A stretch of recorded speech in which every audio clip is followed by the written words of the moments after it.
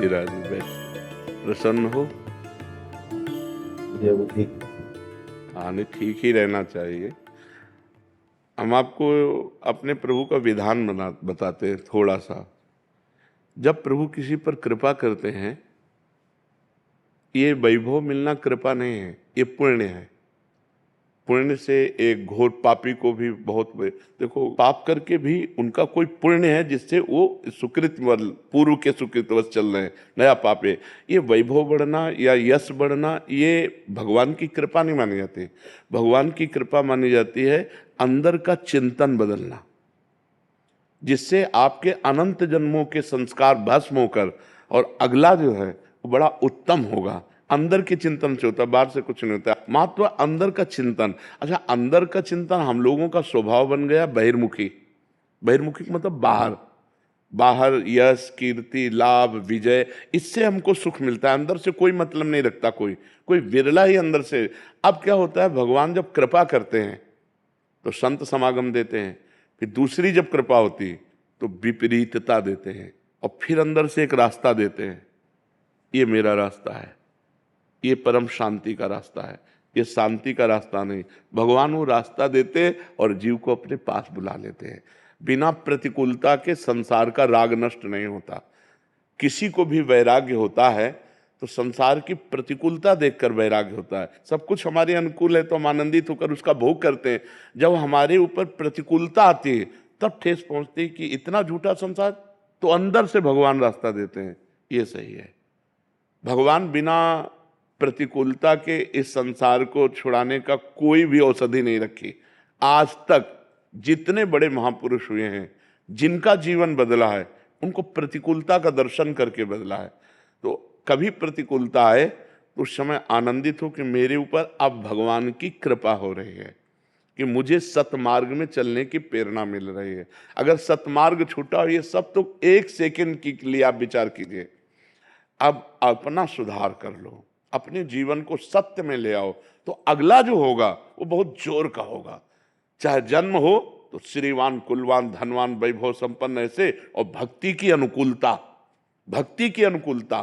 खास बात श्रीवान धनवान कुलवान नहीं, खास बात भक्ति की अनुकूलता। अगर इस जन्म में भगवत प्राप्ति नहीं हुई तो भगवान श्री कृष्ण ने गीता में कहा है कि मेरे भक्त का नाश नहीं होता, मैं कुलवान धनवान श्रीवानों के कुल में जन्म देता हूं और फिर पुनः भक्ति का माहौल देता हूं, और पूर्व का जो भजन छूटा हुआ हो वहीं से उसको। अब बिल्कुल ऐसे ही रहो जैसे रह रहे हो, बिल्कुल संसारिक बन करके रहो, लेकिन अंदर का चिंतन आपका बदल जाए। अंदर के चिंतन में आपकी यश की भावना न रह जाए, अंदर के चिंतन में आपको धन बढ़ाने की भावना न रह जाए। अंदर का चिंतन हो जाए, प्रभु बहुत जन्म व्यतीत हो गए, अब एक बार आपसे मिलना चाहती हूँ, एक बार आपसे मिलना चाहते हैं प्रभु, मुझे आप चाहिए, अब संसार नहीं। तो बात बन जाएगी, तो बात बन जाएगी। तो इसलिए आनंद पूर्वक भगवान का नाम जप करो, बिल्कुल चिंता मत करो। बाबा, क्या नाम जप से हो जाएगा पूरा, ये हम अपने जीवन का अनुभव बताते हैं। सांख्य योग और अष्टांग योग और कर्म योग और भक्ति योग, चारों योगों में प्रवेश रहा है। पहले हम सन्यासी रहे हैं 20 वर्ष सन्यासी रहे काशी विश्वनाथ जी। तो हम सांख्य योग, अष्टांग योग, जो अष्टांग योग है ना, अष्टांग योग, कर्म योग, इन तीनों को अच्छी प्रकार जान करके और फिर भक्ति योग में आए हैं। स्वयं भगवान शंकर से बढ़कर कोई ज्ञानी तो नहीं ना, सनकादि से बढ़कर कोई ज्ञानी नहीं। वो हरिशरणम हरिशरणम सनकादि हर समय जपते रहते हैं। भगवान शिव राम राम राम राम राम राम जपते रहते हैं। हम वृंदावनवासी प्रिया प्रीतम के उपासी, तो जो राम में राह है वही राह है, जो धा है ये रस देने वाली वस्तु है। तो हम राधा राधा राधा राधा, मतलब आप ये समझो कि हमारी इतनी तार्किक बुद्धि रही, हमारी श्रद्धालु बुद्धि नहीं रही। सन्यासी की जो बुद्धि होती है वो तर्क प्रधान होती, कसौटी पर कसने पर। तो हम केवल भावुकता में राधा राधा का प्रचार नहीं कह रहे कि हमने सुना और ऐसे ग्रंथों में पढ़ा और ऐसे कह रहे, स्वयं स्वाद लेके कह रहे और विश्वास के साथ कह रहे कि यदि आप राधा राधा जपते हो तो इसी जन्म में भगवत प्राप्ति हो जाएगी, इसी जन्म में। जैसे किसी से कहा जाए कि तुम सत्य बोलो, मंदिर में चढ़ के बोलो, तो हम मंदिर में नहीं, हम वृंदावन में बैठे हैं। करोड़ों मंदिर इसकी समानता नहीं कर सकते, भगवान का परम धाम है। अगर राधा राधा नाम चल रहा है तो इसी जन्म में भगवत प्राप्ति हो जाएगी। हमारी आखिरी श्वास यदि राधा, तो मुझे श्री जी की प्राप्ति, भगवान की प्राप्ति हो जाएगी। इसमें कोई संशय नहीं और किसी साधनों की कोई आवश्यकता नहीं। आप केवल अंदर ही अंदर चलाइए और लिखिए। देखो, हम जो कह रहे हैं उसको समझो।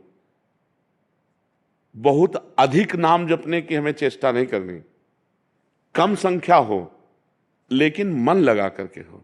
जैसे हम, अब देखो, आप लिखो राधा, अपने दिमाग में लिखो, खुले नेत्र लिखो या बाहर बाहर देखो, दिखाई दे रहा है राधा लिखा हुआ, वही कान में सुनो राधा, वही अंदर उठाओ राधा, ये तीनों का एकाकार हो जाए तो ये करोड़ों नाम जप के बराबर है। देखो, जैसे हम बोला राधा, ऐसे हम 1000 राधा नाम बोले तो हम बोला राधा, ये उपांशु है, इसे उपांशु कहते हैं। राधा राधा राधा राधा 1000 बार, ये उपांशु हुआ। अब ये ऐसे उपांशु हम 10,000 बार जप करें, अंदर देखते हुए बोले राधा, उपांशु 10,000 बार नाम जप करने का फल एक बार मानसिक में है।